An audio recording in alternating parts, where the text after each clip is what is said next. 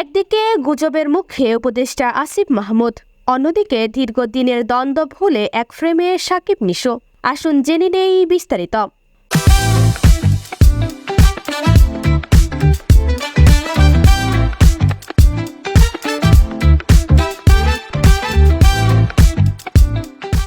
সম্প্রতি সামাজিক যোগাযোগ মাধ্যমে একটি ভিডিও ও ক্যাপশন ভাইরাল হয়, যেখানে দাবি করা হয় স্থানীয় সরকার, পল্লী উন্নয়ন ও সমবায় এবং যুব ও ক্রীড়া উপদেষ্টা আসিফ মাহমুদ সজীব ভুঁইয়ার বাড়িতে পাওয়া গেছে 1200 বস্তা চাল।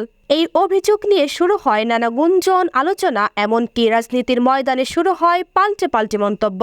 তবে উপদেষ্টা আসিফ মাহমুদ সরাসরি নিজের ফেসবুক পোস্টে বিষয়টি খণ্ডন করেন। তিনি স্পষ্ট জানান এটি সম্পূর্ণ একটি গুজব এবং এই গুজব ছড়িয়েছে নিষিদ্ধ ঘোষিত একটি সংগঠনের সাইবার সেল। তিনি আরও অভিযোগ করেন, যাচাই বাছাই ছাড়াই বিভিন্ন রাজনৈতিক দলের নেতাকর্মীরা এই গুজবকে আরও ছড়িয়ে দিচ্ছেন। আসিফ মাহমুদ দাবি করেন, ঘটনাটি আসলে চাঁদপুর জেলার শাহরাস্তির একটি আলাদা ঘটনা, কিন্তু সেটিকে ভিন্নভাবে উপস্থাপন করে তার ও তার পরিবারের বিরুদ্ধে অপপ্রচার চালানো হচ্ছে। তিনি বলেন, এই গুজবের পর নগর ভবন অবরোধকারী এক নেতার কর্মীরা আমার বাবার উদ্দেশ্যে চালচোর, গমচোর বলে স্লোগান দিচ্ছে। এ সময় তিনি দুঃখ প্রকাশ করে বলেন, আমরা ভেবেছিলাম জুলাই পরবর্তী বাংলাদেশে গঠনমূলক রাজনীতি হবে, কিন্তু বাস্তবে দেখা যাচ্ছে প্রতিহিংসা ও ব্যক্তিগত আক্রমণের রাজনীতি আরও ভয়ানকভাবে ফিরে এসেছে।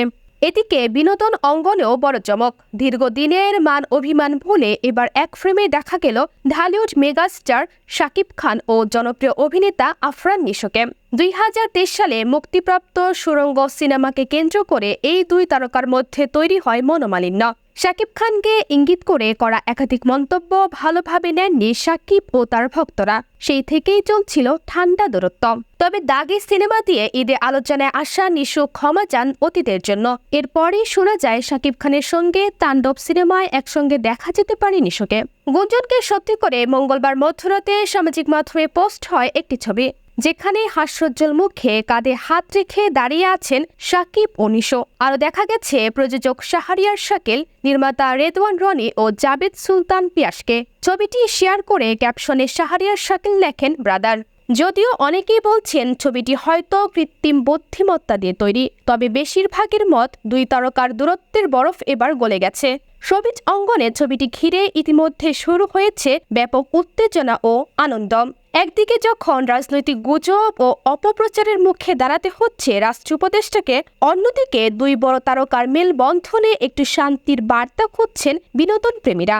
তামান্না আক্তার মীরা, আগামী সকাল নিউজ, ঢাকা।